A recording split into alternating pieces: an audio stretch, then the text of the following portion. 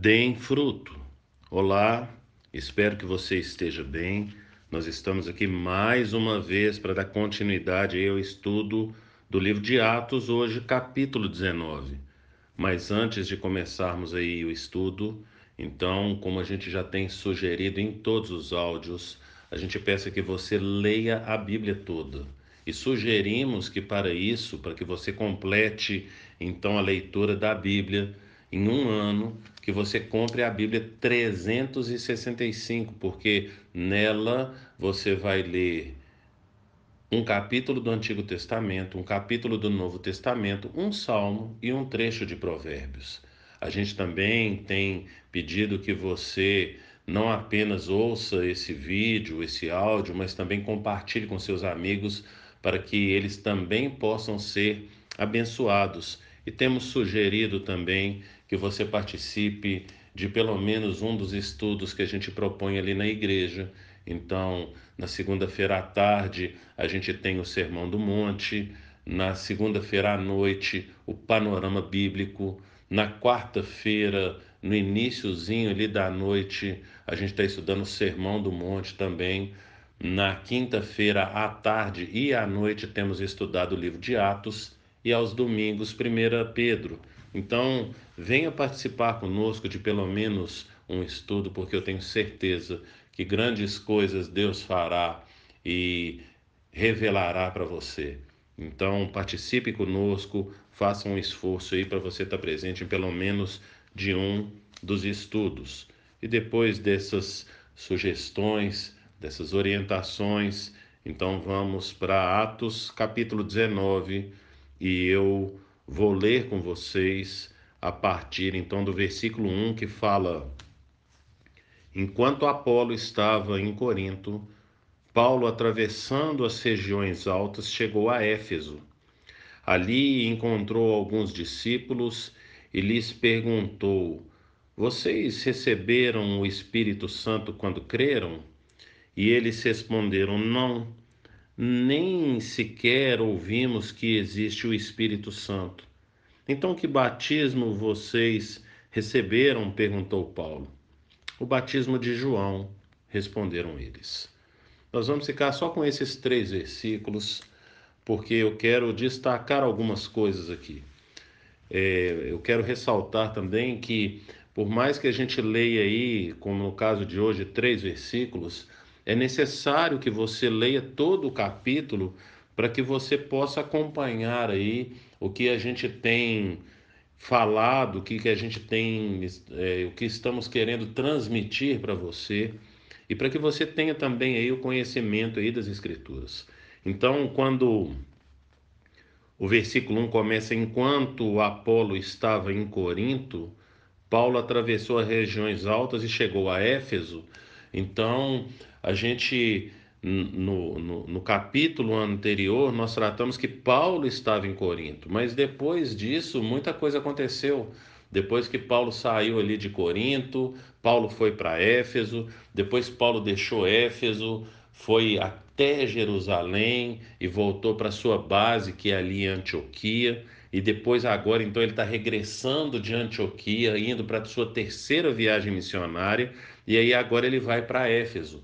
Apolo, ele estava ali em Éfeso. Quando Paulo foi para Éfeso, saiu de Corinto e foi para Éfeso, Priscila e Áquila foram com ele.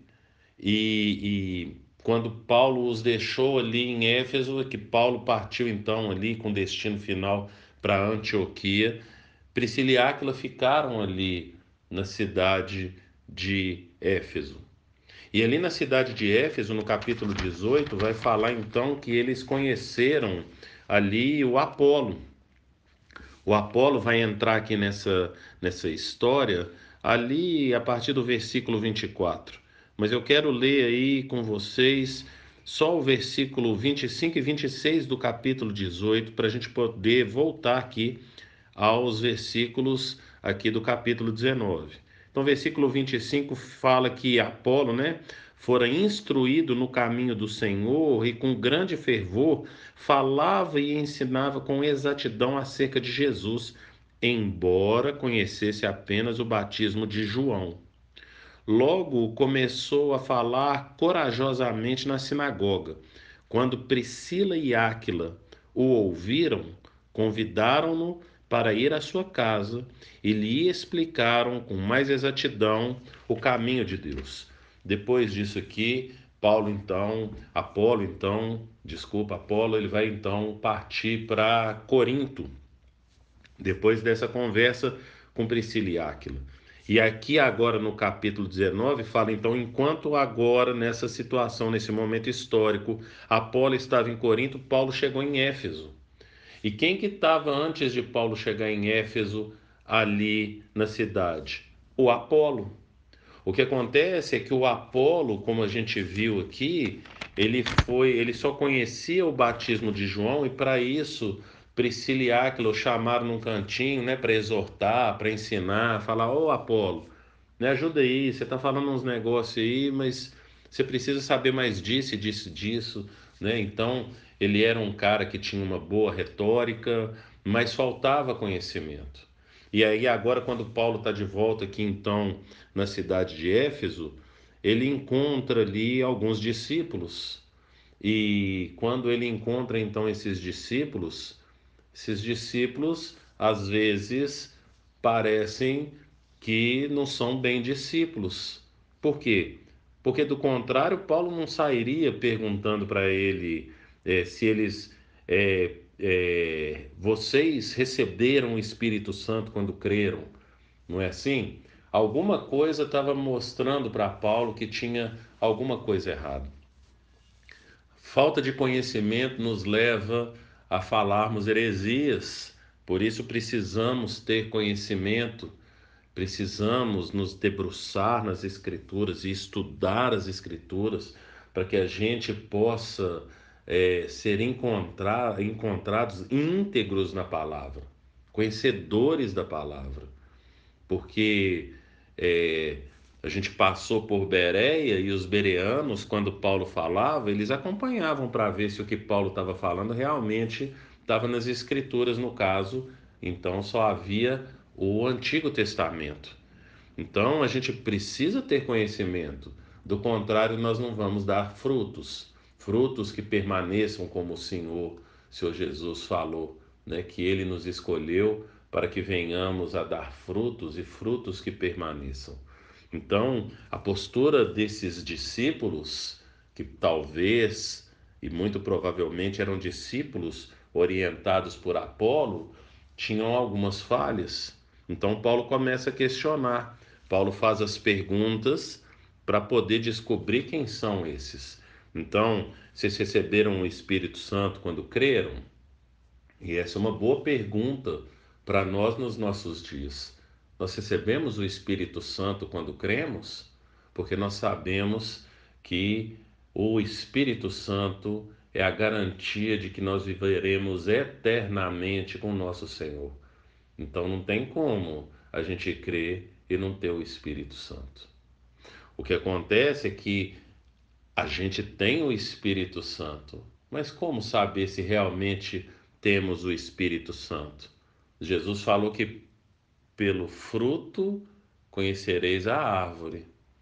E o fruto do Espírito, como relata lá em Gálatas capítulo 5, versículo 22, é amor, alegria, paz, longanimidade, benignidade, bondade, fidelidade, mansidão e domínio próprio. Então, Paulo fala ali em 2 Coríntios, capítulo 13, versículo 5, ele fala em dois momentos na Bíblia. A primeira vez ele fala em 1 Coríntios 11, 28, mas eu gosto muito de 2 Coríntios 13, 5, que fala: examine, pois, o homem a si mesmo, porque ali em 2 Coríntios 13, 5, ele nos leva, parafraseando o texto, ele nos leva a questionar: será, né, que a gente está realmente em Cristo?